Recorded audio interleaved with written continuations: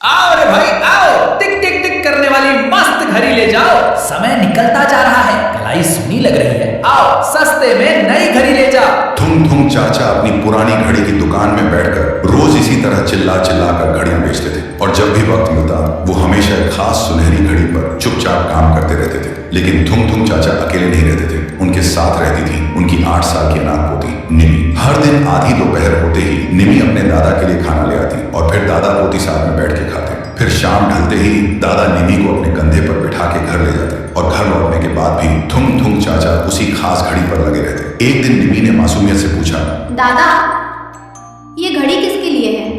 आप इसमें इतना वक्त क्यों लगाते हो? दादा ने मुस्कुराते हुए निमी के बाल सहलाए और कहा, ये तेरे लिए है बिटिया। जिस दिन इसकी धुन गूंजेगी ना, तुझे कभी अकेलेपन का एहसास नहीं होगा। ऐसा लगेगा जैसे तेरा दादा हमेशा तेरे आसपास ही है। पर वक्त को शायद कुछ और ही मंजूर था। कुछ महीनों बाद थुम थुम चाचा की तबीयत अचानक बहुत खराब हो गई। उन्हें शहर के बड़े अस्पताल ले जाना पड़ा। लेकिन जाते वक्त उन्होंने रोते हुए निमी से कहा, रोना मत बिटिया, मैं जल्द आऊंगा और तेरी घड़ी पूरी करूंगा। देखते ही देखते 2 हफ्ते बीत गए। गांव में खबर आई कि थुम थुम चाचा अब इस दुनिया में नहीं रहे। गांव वाले और पड़ोसी निमी को समझाते, अब रोना बंद कर दे निमी, दादाजी अब वापस नहीं आएंगे। लेकिन निमी को अपने दादा के वादे पर पूरा भरोसा था। वो हर रात उस अधूरी घड़ी को अपने सीने से लगाकर सोती। वो घड़ी सिर्फ एक खाली पीतल का डब्बा थी जिसमें ना कोई सुई थी और ना कोई मशीन। देखते ही देखते 1 साल बीत गया। निमी उस खाली घड़ी को देखते हुए रो रही थी क्योंकि उस दिन निमी का जन्मदिन था। लेकिन तभी अचानक उस घड़ी से बहुत धीमी सी आवाज आई, टिक टिक टिक,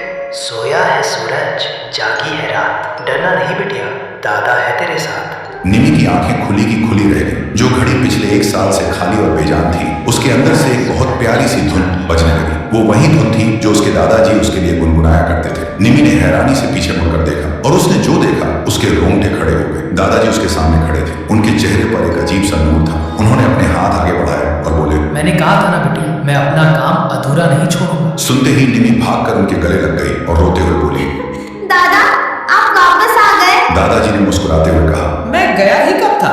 अब जब भी तू डर जाए या अकेली हो, बस इस घड़ी की धुन सुन लेना, मैं हमेशा तेरे पास रहूंगा। अब रोना नहीं। फिर अगले दिन सुबह जब निमी की नींद खुली तो कमरे में कोई नहीं था। उसे लगा शायद वो एक बहुत प्यारा सपना था। लेकिन जब उसकी नजर टेबल पर गई तो उसकी सांसें रुक गई। वहां वो घड़ी रखी थी और वो अब कोई खाली डब्बा नहीं थी, वो पूरी तरह से बन चुकी थी और उसकी सुइयां एकदम सही समय बता रही थी। तो दोस्तों, सच कहते हैं सच्चा प्यार मौत से भी लंबा चलता है। अगर इस कहानी ने आपका दिल छू लिया तो थुम थुम चाचा की याद में एक लाइक और सब्सक्राइब तो बनता है दोस्तों।